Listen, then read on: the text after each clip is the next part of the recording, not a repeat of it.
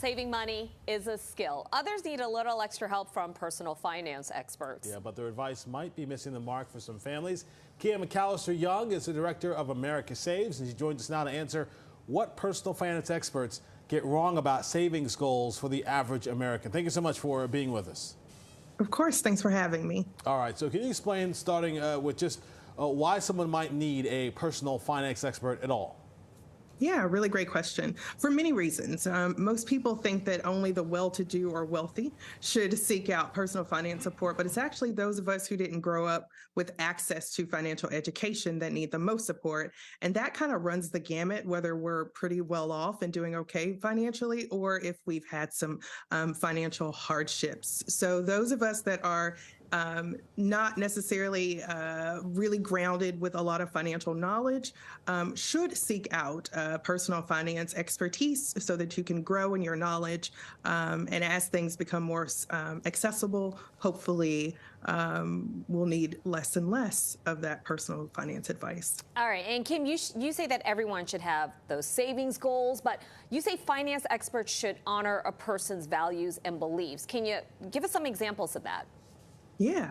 So I think everyone has certain expenses that are kind of non-negotiable for themselves or a very important goal for them. And it's often tied to our own experience and our own backgrounds. For example, you may want to contribute to your church or charity, or if you're an immigrant, sending money back to your family in your country of origin. And so generic cookie cutter personal finance advice won't always make space for your own personal beliefs or values. Okay, you say another red flag is when communities and demographics are left out of the conversation. Why is that so important?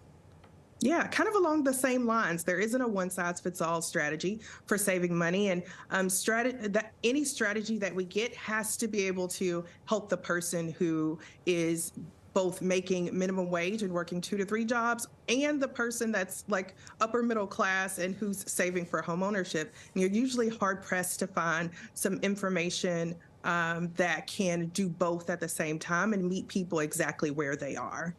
Okay, this next one's important. You said that saving money is not a one-size-fits-all strategy, but some finance experts act like it is, and explain why that's just wrong.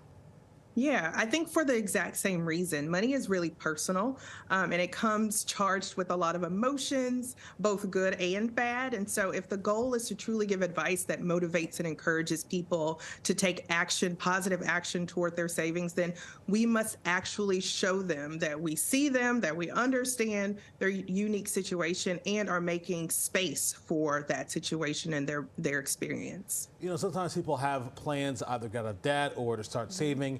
And then something comes up, a little money goes out the window here, you make a mistake or two, and then people feel like, you know what, forget the whole thing. Let's just go back to bad behavior. You say you got to stay on track, and because it's easy to just kind of rip the whole thing up. Right. Yeah. Yes. And I always like to really celebrate the small steps, right? Most of us will make some type of financial mistake along the way, but really taking the time to celebrate, especially if you're seeking out any type of personal finance advice, then you are doing something, you are taking action. And that's actually huge, because we could just be doing what I call the ostrich, which is when you stick your head in the ground and just pretend like it's not there. And that comes with a lot of emotions, and it makes things really hard when it comes to your mental health and financial wealth overall. So definitely want to celebrate those small things. All right. Well, Kia, thank you so much for joining us. We really appreciate you coming on and giving us such good advice. Thanks for having me. And for more financial advice, you can visit americasaves.org.